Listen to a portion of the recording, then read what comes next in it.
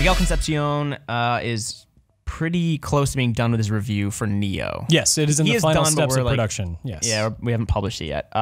We all played it in like varying extents. Time. Yes, I played it for 30 minutes. Yeah, I played it for a few hours. And I really like this game so far.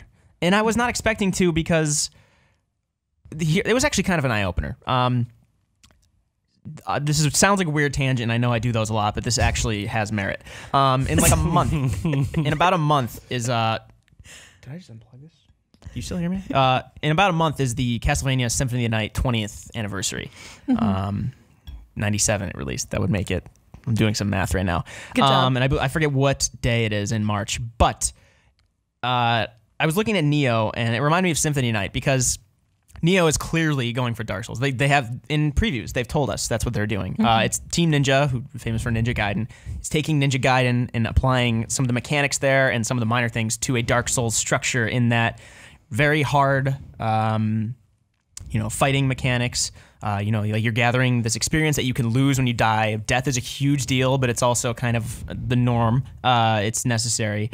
Well, I guess not necessary if you want to go through the game without dying, but that'd be very hard. These kind of like interlacing worlds that are, very complicated and whatnot. And there are a lot of similarities. We're going to go into it more. We're going to talk more about how Nioh compares to Bloodborne. But I was wondering, I was like, this is really fun, but like, what are the kind of questions that get raised when you're going to rip off is a strong word, but essentially take a game and almost clone it. But then I was looking at Symphony of the Night, and they essentially, Castlevania games were kind of riding off of Metroid's steam, right? A little bit. But you could also say that about Metroid. You say about everything. Metroid was kind of...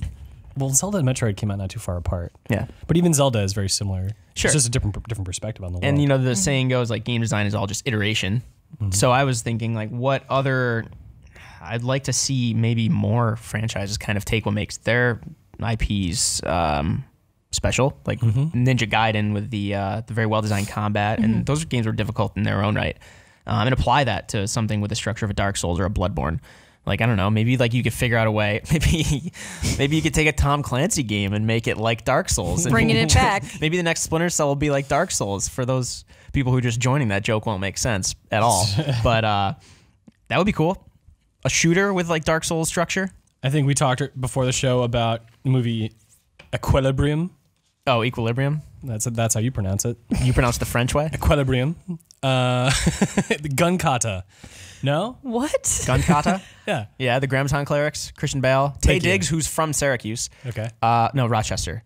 Some upstate New York City. I only bring this up to hear him ramble. Because that's what happened earlier. I was there for that. Have you seen Equilibrium? Have you seen Equilibrium? Not seen it. It's like a movie about a society where like people aren't allowed to have feelings, and there are enforcers. And Christian Bale plays one of these people, and he stops taking his medication, so he starts having feelings. It's also like Fahrenheit 451. Art's not allowed. Sure. I think not having feelings sounds cool. I like that. Yeah, they take a medication for it. And so That sounds cool. they train I these wanna do officers in As the do art I. of gunfighting, where you learn a position for every possible scenario that could ever happen. So you could literally walk into a room and follow this kata. So you do these moves, and no Okay. matter what, everyone in the room is going to die, and you'll be okay. The famous, I think the one that comes to mind is there's a bunch of these people holding out, defending these paintings. Hold out. I forget what they're called. They go to the Narrows or whatever. That might be Batman. I'm just getting my Christian Bale stuff mixed up. But he kicks down this door, the Grammaton Cleric. He kicks down the door, slides in on the door. Everybody starts shooting. The lights go out. And then all of a sudden, in the brief light flash from his gun, you hear this like whooshing sound as he's like, and I'm not exaggerating these movements. He goes behind his head. Yeah. He goes like under each arm. Sorry. And yeah, he's got these like double Desert Eagles that he's using. What does that have to do with Dark Souls?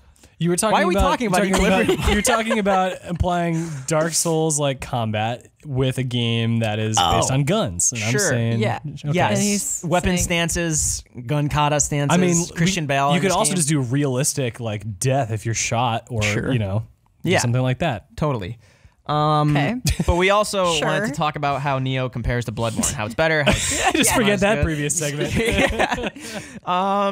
Just I feel like there's more depth here. We did. So Nioh, Eric Tay, who is close to finishing the game, he might have finished it, I think. He came in saying it's a little more like Bloodborne than Dark Souls, very much like Dark Souls structurally. But it feels a little more like Bloodborne. I think it's faster paced. Dark Souls 3 kind of took a little bit from Bloodborne and how you're can be dodge oriented if you wanted to.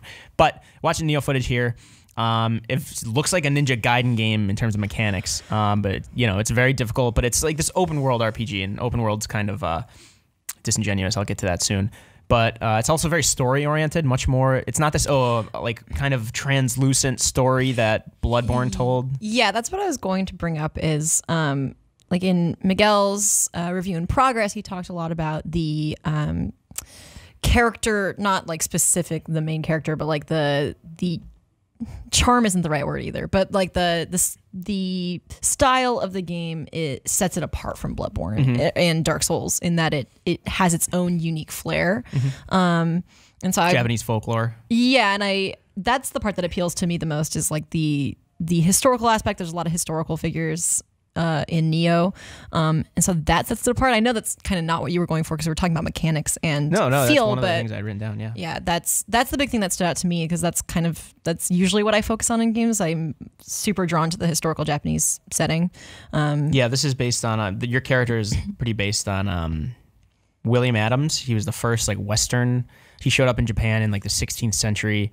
And he was the first He's like, I can Western do what you do. person to be a samurai. Yeah. Let's do it. And then he trained like Christian Bale did in Equilibrium. This was like, what, 17th century? 16th, I believe. 1580 something. Oh, okay. If memory serves. Maybe. That would be 16th century, right? Yes. Yeah. Okay. I get that mixed up all the time. But other ways, it's kind of similar to Dark Souls and Bloodborne. Weapon stances. Dark Souls 3 had the weapon arts. Bloodborne has the trick weapons that can switch between like... the hammer, the Kirk hammer, or the sword that it plunges into the sword stone. Each weapon in Nioh has 3 stances, high, low, and mid. And you can see here, if you're watching the gameplay down at the bottom right, it shows you the one on the right is just your sword is sheathed. But other than that is high, low, and mid. High is more based on damage and attacking. Mid is kind of a defensive, and then low damage, but it makes it easier to dodge. You're not wasting as much ki, which is the stamina, Ki, which is a huge deal in this game, even more so than the stamina in Dark Souls or Bloodborne. First of all, you can see on the enemies, you could see their stamina underneath their health bar, which is big because if their stamina runs out, and if your stamina runs out, either or, you like freeze. It is much more of a penalty than in Dark Souls. It's much more punishing. You kind of have to recover quickly. But same with enemies. If they do it, obviously bosses and mini bosses will have much more ki. But these enemies, if they run out, you can go up and do these like finishing attacks. And then you also, can kind of manage yours by doing these key pulses. If you see the stamina bar here in the gameplay, when it drains, there's this blue segment really quick. Oh, shit, they just use the Guardian Spirit attack, which I'll get into. But you have this brief second to refill the key you just used if you press R1, like right after you attack at the right time, which Miguel Concepcion, who played through this game, said I don't think he used it much, or he was just saying you don't have to use it, and you don't. You can get through the game without it. You can just back up, and if the enemy's not fast enough, it'll recharge. But it recharges much faster if you do this. The cool thing is, if you do it, there's certain parts where you get into like these yokai realms, and if you do that once, like perfectly, it gets out without you having to beat the enemy, or it'll like push those yokai away. The yokai being these like the yoke of Japanese demons, folklore. ghosts. Yeah. And then the weapon stance is coming to play when you're fighting other samurai and more skill-based enemies because you can recognize their weapon stance and know what they're going for and know how best to counter that. If they're in a high weapon stance, you might want to go low because they're going for damage and slower attacks, whereas you could just dodge around and whittle away their health.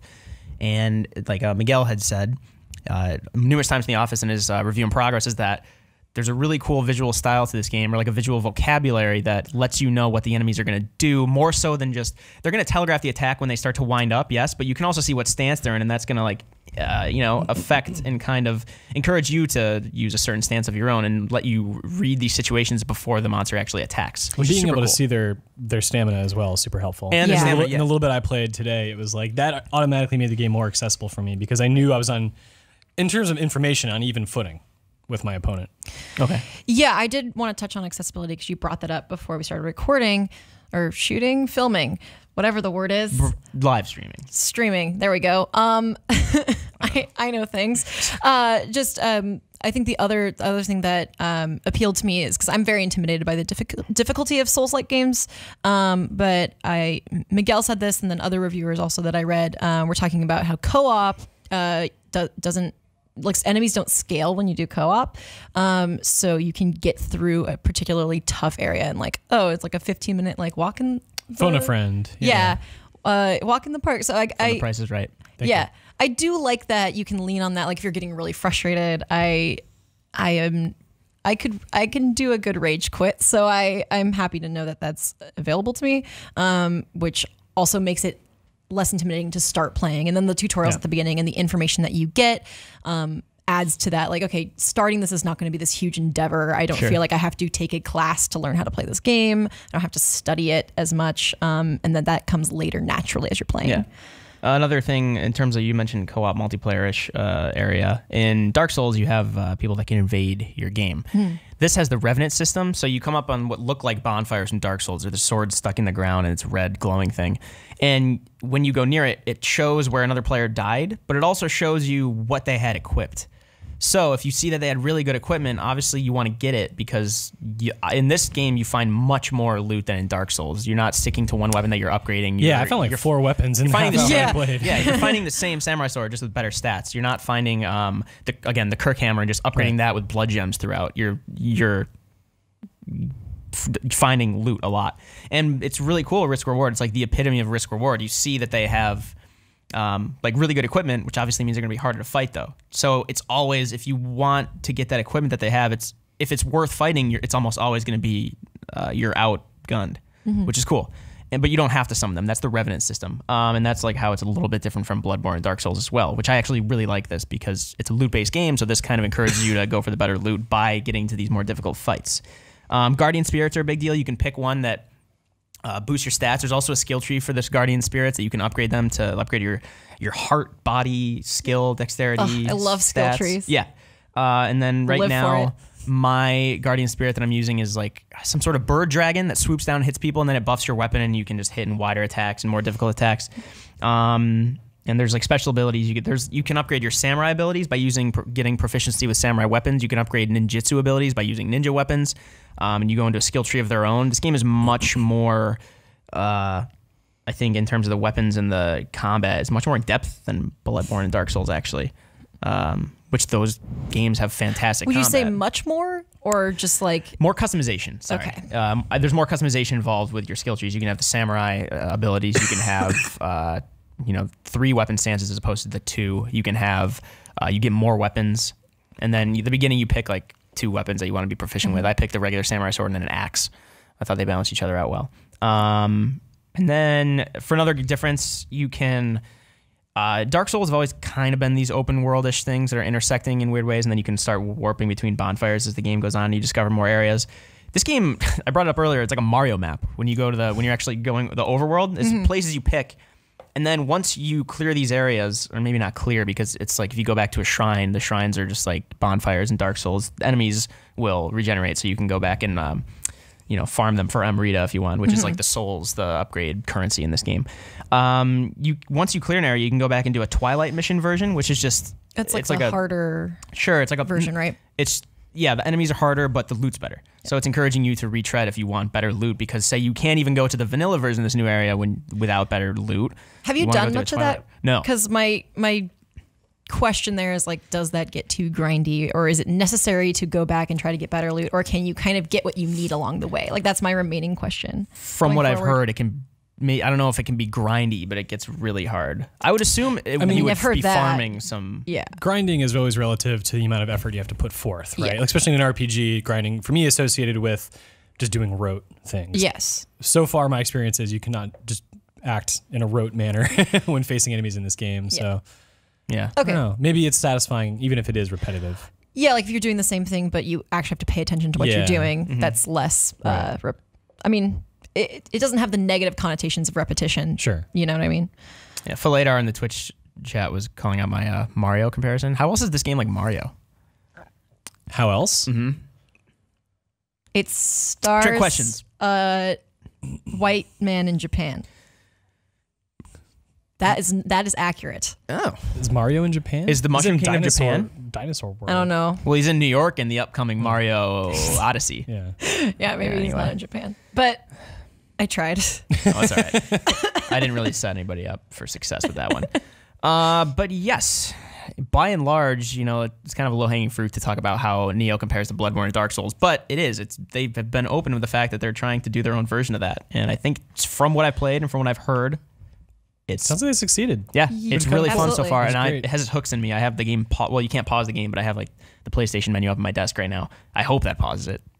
Otherwise, I'm dead right now. I was always intrigued by how much it reminded me of Onimusha, just on a superficial level. Yeah. But then, like, the opening cutscene is almost the opening cutscene from the original Onimusha. Like, the first thing you see is a crow picking at flesh, which is like right there. Then you see an army, and So there's a lot of, if you like Onimusha as well, Nice. maybe this is your chance. I remember Revisit playing that series. Ninja Gaiden 3.